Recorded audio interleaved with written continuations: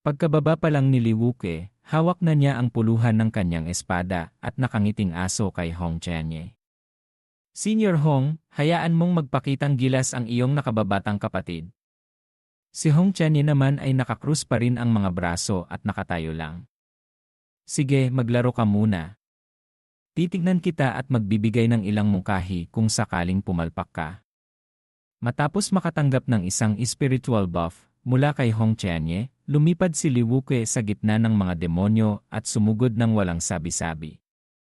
Ang buong lugar ay umalingaw sa tunog ng espada na pumunit sa hangin, na para bang isang malaking bahagi ng atmosfera ay tinanggal.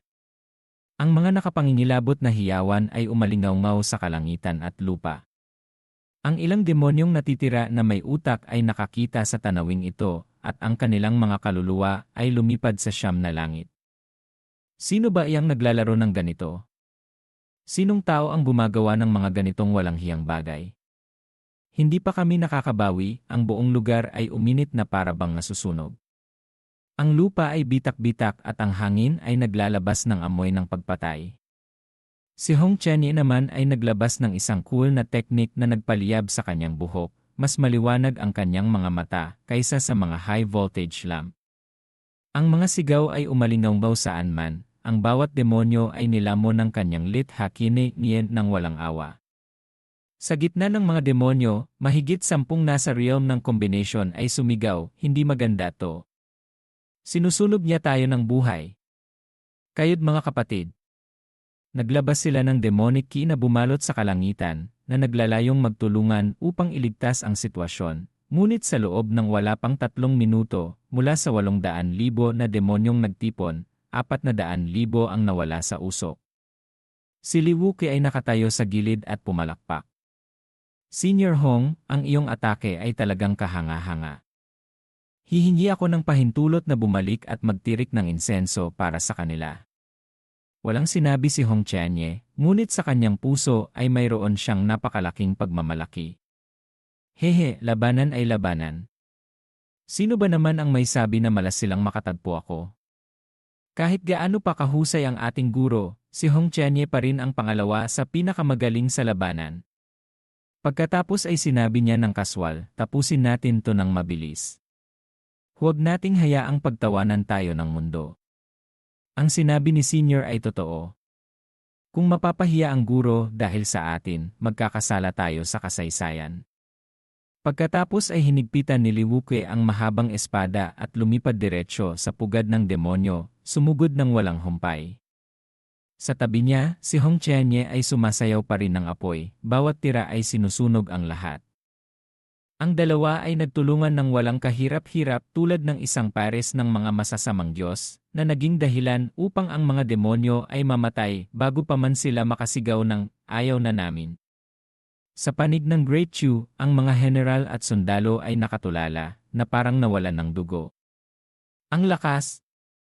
Ang lakas nila! Ito ba ang mga disipulo ng puting buhok na yon? Masyadong malakas. Kahit ang prinsipe ay nakanganga at pawis na pawis. Akala niya ay lalaban sila ng isang buong araw, ngunit sino ang mag-aakala na ang dalawa ay bababa at maglalaro-laro lang at tapos na ang lahat. Sa kabilang panig, puno ng itim na usok. Ang ilang demonic general ay nanginginig tulad ng mga asong nakakita ng kulog. Anong klaseng mga nilalang ang dalawang taong yun na pumatay sa kalahati ng ating hukbo? Anong nangyayari? Hindi pa man ako nakukuha ang aking mga armas, 400,000 na ang namatay. Sumigaw naman ang isa, siguradong umupa ang Great Chu ng mga eksperto. Ngayon ay lumabas sila upang iligtas tayo. Kung hindi natin sila pakikitunguhan, mababigo ang ating plano. Isa pa ang sumabat, hindi mahalaga kung sino sila, ang plano nating sakupin ang Eastern Region ay hindi maaaring mabigo. Kung mabibigo tayo, pagtatawanan tayo ng ibang mga tribo. Naghihintay silang magsimula tayo upang manalo ng mga karapatang magsalita. At pagkatapos ay 1-0 itim na figura ang lumabas mula sa itim na usok, ang bawat isa ay nakasuot ng iba't ibang mga sandata na may simbolo ng Lushai. Bawat isa sa kanila ay may iba't ibang uri ng mga armas, mahabang espada, hubog na espada, nunchaku, mace, at bi. Ang itim na ki ay umaalimbukay tulad ng isang tsunami. Lumingon din si Hong Qianye upang tumingin sa direksyon kung saan nagpapakita ng ulo ang mga demonic general. Ang mga sulok ng kanyang bibig ay yumuko sa isang malamig na ngiti. Oh! Oh! Oh! Masaya to, ang mga huling boss ay nagpapakita na ngayon. Alam din nila na hayaan muna akong lumaban hanggang sa magsawa bago sila pumunta para magsilbing suporta. Sa lalong madaling panahon, sa kalangitan, hindi ulap ang lumitaw, kundi 10 malalaking figura na naglalabas ng madilim na ki. Lahat sila ay demonic generals sa realm ng Great Ascension. Isang lalaki na may mainitin ang ulo, na may hawak na malaking itim na sibat na kasing laki ng post ng bahay ay sumugod sa 2 tao. Kumain kayo ng paghihirap. Mga bata. Si Li Wuke naman ay hindi lamang hindi natakot kundi nagniningning pa ang mga mata na para bang nakahanap ng ginto. Mabuti, susubukan ko ang aking mga kasanayan. Pagkatapos ay iwinasiwas niya ang kanyang espada at bumagsak, na pinuputol ang mga sound wave at pumunit pa sa spatial dimension at damdamin. Ang espada ay dumiretso sa mukha ng lilang buhok na demonyo, na pinuputol ang malaking sibat na kanyang hawak sa 2 piraso na para bang pinuputol ang toothpick. Sumabog ang isang butas ng dugo sa kanyang dibdib. Ang loob ng demonic general ay nabigla. Ano to? Ang mga taong nasa realm ng combination ay hindi man lang kumurap habang pinapalo ako. Mali ba ang libro ng pagsasanay na pinag-aaralan namin? Ngunit bago pa man siya makatakbo, iwinasiwas ni Li Wuke ang kanyang pangalawang espada. Ah, hindi ka pa pala patay. Paumanhin, huhugutan kita ng isa pa. At sa gayon ang pangalawang espada ay lumabas, mas malakas pa kaysa sa una. Ang tunog ay parang kulob na dumadagundong sa kalangitan. Bago pa man makaiyak ang demonic general, naging alikabok na siya, na tinanggal sa sistema ng mga nilalang. Ang 9 na demonic generals na natitira ay nakatayo tulala, ang kanilang mga bibig ay nakabukas ngunit walang tunog na lumalabas. Ano to, Nay? Isang tao lang sa realm ng combination ang pumutol sa isang Great Ascension realm para maging pulbos. Sa loob ng libu-libong taon, hindi nakapagbigay ng isang anak ang Minyuan, ngunit ngayon ay nakatagpo tayo kaagad ng 2. Sa panig naman ng Great Chu, mula sa prinsipe hanggang sa mga general, lahat sila ay nagtahimik, ang kanilang mga bibig ay nakabukas at tanging ang isang paungusap na lamang ang kanilang nasabi, ang lakas. Napakalakas! Si Li Wuke ay masayang sumigaw at iwinasiwas ang kanyang espada upang sumugod sa mukha ng susunod na demonyo nang walang anumang pag-aalinlangan. Ama niya, ang pagputol nito ay napakasarap. Sumigaw din ang demonyong may hawak ng trident. Sa kabilang panig, ang isang pangkat ng mga demonic general ay hindi rin nagpahuli na naglabas ng mga atake na parang takot silang hindi malalaman ng sinuman kung sino sila. Ang demonic ki ay tumaas sa kalangitan na bumabalot sa buong tagpo na parang isang bagyo noong Hulyo. Sa una ay masigasig pa sila, ngunit nang makita nila ang 9 na daloy ng masamang enerhiya na pumapalo sa kanilang mga mukha na parang latigo, napagtanto ni Li Wuke na nagpakita na siya ng masyadong maraming lakas ng loob ngayon. O dapat niyang subukang gamitin ang demonyong dugo sa kanyang katawan. Sa sandaling iyon na ang sitwasyon ay handa nang lumipat mula sa kritikal patungo sa magulo, ang temperatura ay tumaas ng biglaan. Isang asul na apoy ang lumitaw at winasak ang mga demonyo na parang basura. Si Hong Qianye ay walang sinabi, bahagya lang niyang iwinagayway ang kanyang manggas at ang asul na apoy ay lumabas na sinunog ang mga demonic general sa mga abo. Sa sandaling lumitaw ang Than Nya Lu Laseha, 6 na demonyo ang sumigaw at gumulong sa lupa na naging abo pagkaraan ng ilang segundo na nawala na parang usok sa kusina. Matapos makita ang kanilang mga kasamahan na naging usok, ang lilang buhok na demonyo ay muling nagalit. Babayaran mo to, babaeng tao.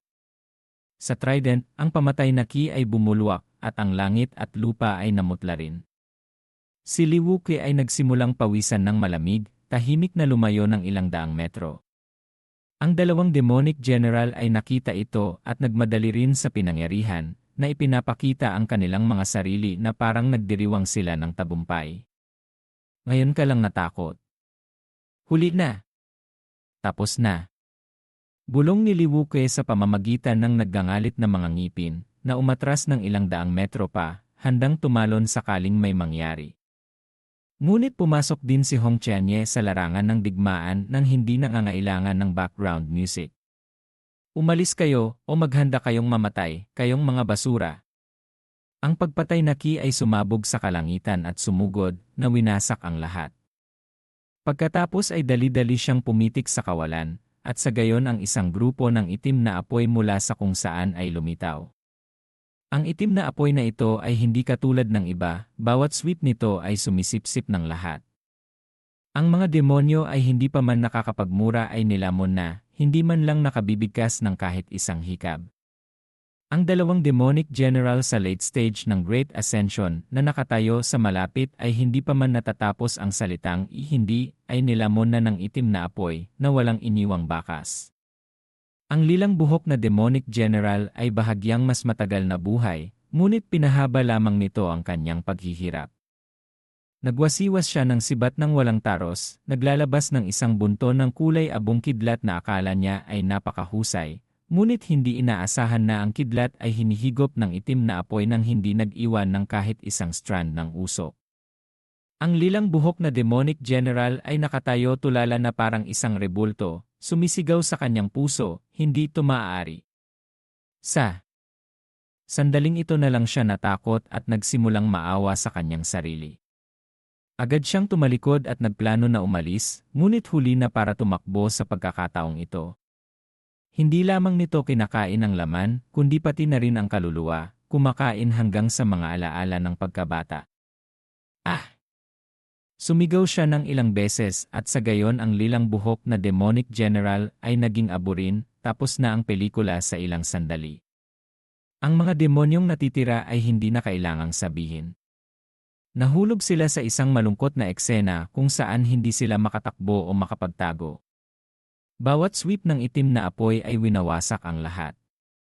Sa pagtingin sa larangan ng digmaan, tanging ang hangin na lang ang umiihip na nakakapangilabot sa likod. Sa sandaling ito, ang ekspresyon ni Hong Qianye ay dahan-dahang lumuwag at nagpakita ng isang malamig na ngiti. Ang mga basurang langgam ay nangahas ding ilabas ang kanilang mga ulo. Pagkatapos ay tumingin siya kay Liwuke, na nagpapanggap pa rin na nag-isip ng malalim at walang sinasabi, at umalis. Sa puntong ito, itinaas ni Liwuke ang kanyang hinlalaki, at sinabi na parang isa siyang taong may karanasan, kapag nagalit si senior brother, hindi na ito matatalakay. Walang makangahas na magsalita sa parehong realm. Tunay na isang tunay na disipulo ng guro, iba talaga. Matapos sabihin ang isang desenteng pangungusap, ang kanyang mga mata ay nagningning. Hehe, ngunit kung magkaroon ng pagkakataon na magdebate, gusto ko ring subukan ang laban para malaman kung sino ang unang sisigaw. Biglang nanlamig si Hong Qianye at lumingon ng napakabilis, nakita niya si Liwuke na tahimik na sumusunod sa kanyang likuran, mahigpit na nakahawak sa kanyang espada. Tumigil siya saglit at bumulong sa kanyang sarili, siguro namamalikmata lang ako. Anong klaseng od ang napakatigas?